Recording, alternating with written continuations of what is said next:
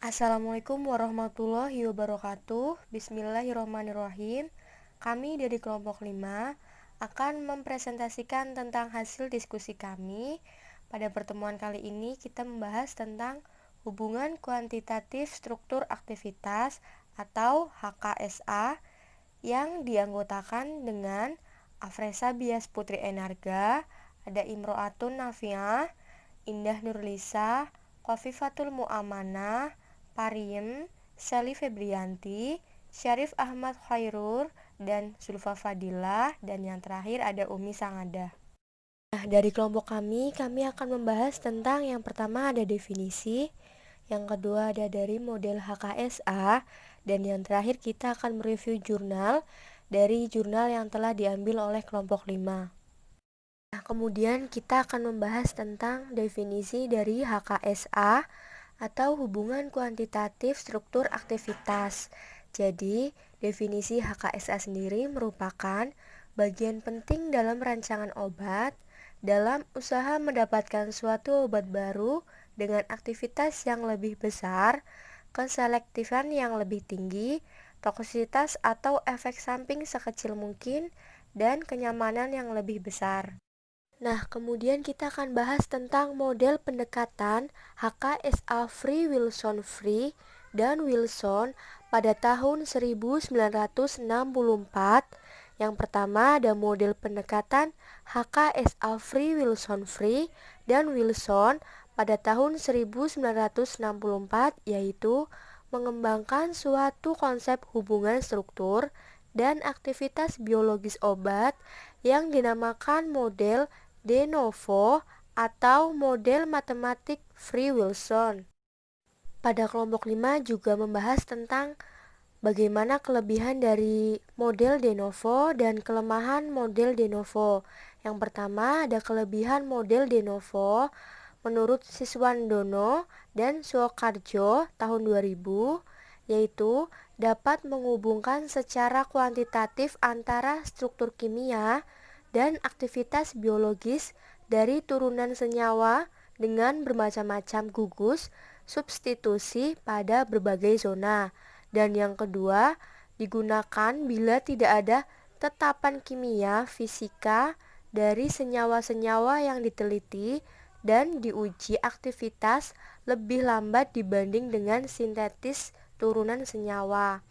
Untuk kelemahan dari model de novo, yaitu model de novo ini kurang berkembang karena tidak dapat digunakan bila efek substituen bersifat tidak linier atau bila ada interaksi antara substituen. Yang kedua, ada memerlukan banyak senyawa dengan kombinasi substituen yang bervariasi untuk dapat menarik kesimpulan yang benar.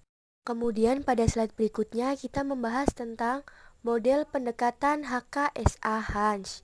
Hans pada tahun 1963 mengemukakan suatu konsep bahwa hubungan struktur kimia dengan aktivitas biologis suatu turunan senyawa dapat dinyatakan secara kuantitatif, yaitu melalui parameter-parameter sifat kimia fisika dari substituen, yaitu parameter hidrofobik atau P, elektronik atau S, dan sterik. Dengan model pendekatan HKSA Hans. Jadi, untuk menimbulkan aktivitas biologis, molekul obat harus melalui proses-proses berikut. Yang pertama ada proses perjalanan acak, yaitu mulai saat obat diberikan, kemudian menembus membran biologis sampai ke tempat aksi. Kemudian proses ini berhubungan dengan koefisien partisi. Dan yang kedua, pengikatan obat pada tempat reseptor atau KX. Proses tergantung pada ukuran molekul obat dan densitas elektron dari gugus yang terikat, menurut Siswandono dan Sukarjo tahun 2000. Selanjutnya ada model pendekatan HKSA dan pada proses distribusi sangat dipengaruhi oleh yang pertama sifat kelarutan obat dalam lemak atau air, kedua suasana pH dan derajat ionisasi atau pKa, sehingga dalam hubungan kuantitatif dan aktivitas parameter Sifat kimia fisika yang sering dilibatkan adalah parameter hidrofobik dan elektronik. Parameter sifat kimia fisika yang sering digunakan dalam HKSA model Hens yang pertama hidrofobik, yang kedua elektronik, dan sterik. Selanjutnya ada arti simbol parameter. Parameter hidrofobik sama parameter elektronik. Parameter elektronik dibagi menjadi 3 simbol, yaitu parameter percobaan, yang kedua parameter semi teoretis, yang ketiga parameter teori orbital molekul. Selanjutnya bisa dibaca sendiri ya.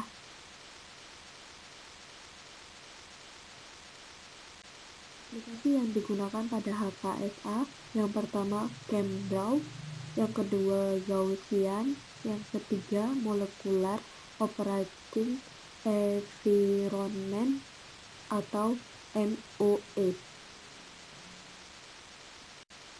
Ini kami mengambil jurnal dari judul analisis hubungan kuantitatif struktur dan aktivitas senyawa turunan triazolopyperazine amida menggunakan metode semi empirik AN1. Ini ada struktur triazolopyperazine. Metode penelitian ini menggunakan data struktur senyawa turunan triazolopyperazine amida sebagai inhibitor DPP 4 beserta data aktivitasnya secara in vivo. Metode yang pertama analisis QSAR dengan parameter elektronik dan molekuler. Variabel bebas yang digunakan pada analisis QSAR dengan parameter elektronik dalam molekuler ini adalah log P, muatan bersifat atom, momen Gui-Kutub, energi hidrasi, polarisabilitas molekuler, total energi, energi ikatan, energi atomik, terisolasi, energi elektronik, interaksi inti-inti, luas permukaan, volume, refraktivitas molar, massa molekul, dan panas pembuatan. Variabel dari zat yang digunakan sama dengan analisis QSAR dengan parameter elektronik, yaitu log min log C50.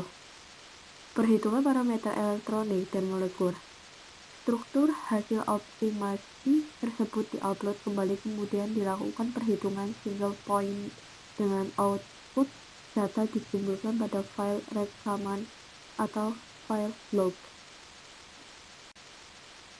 Pemilihan model persamaan QSAR terbaik dari analisis QSAR menggunakan parameter elektronik dan molekuler. Model persamaan QSAR terbaik ditentukan dari hasil analisis QSAR dengan parameter elektronik dan molekuler. Untuk selanjutnya yaitu poin dari jurnal. Dari referensi jurnal yang kita pakai digunakan analisis HKSA yang dilakukan pada penelitian ini menggunakan analisis regresi multilinear karena variabel yang digunakan jumlahnya lebih dari satu.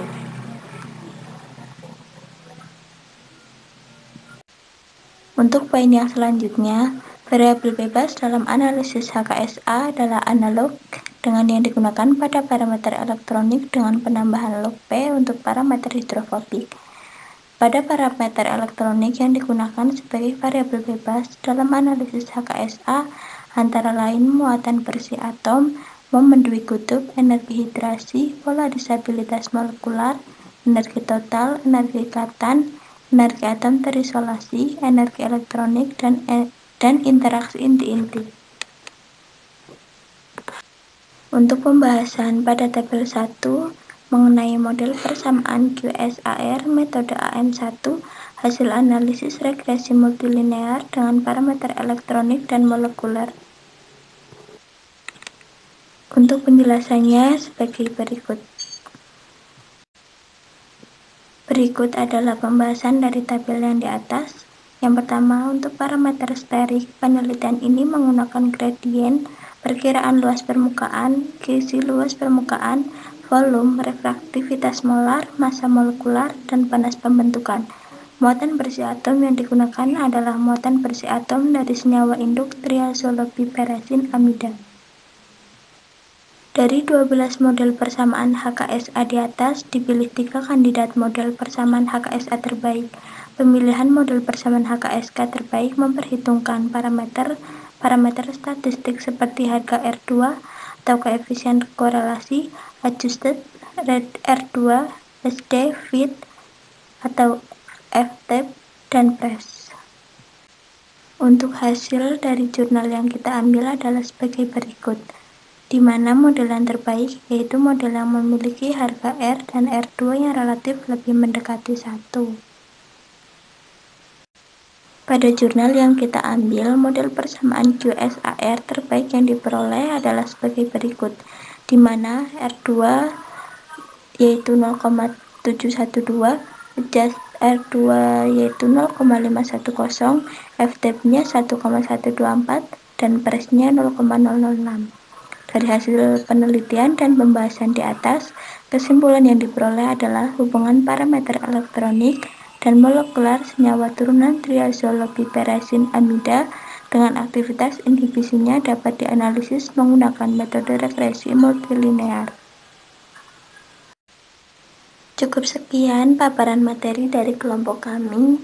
Terima kasih, semoga bermanfaat. Wabillahi taufiq wal hidayah. Wassalamualaikum warahmatullahi wabarakatuh.